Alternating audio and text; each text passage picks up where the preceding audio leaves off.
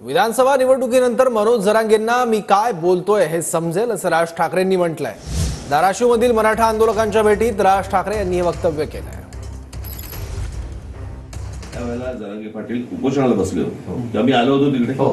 मी काय म्हटलं होतं तिकडे, तुम्ही जी मागणी करताय ती होणार नाही, हे लोक होऊ देणार नाहीत। यांच्या मनामध्ये फक्त तुमची माथी भडकवणे, संघर्ष घडवणे, यातनं हातामध्ये मतं मिळवणे आणि तुम्ही वाऱ्यावर पडलात तरी चालेल।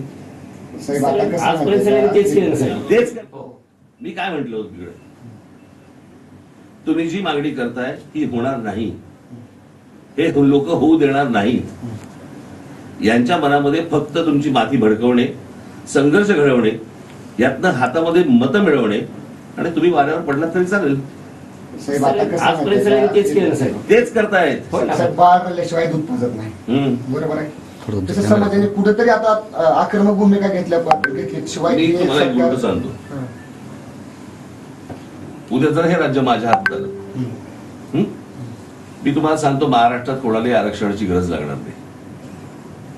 आपली मराठी मुलं, आपल्या मराठी मुली, आपला शेतकरी, ह्याच्यावरती जो पैसा खर्च व्हायला पाहिजे ना, तो नको त्या लोकांवरती पैसा खर्च होतो या महाराष्ट्रात।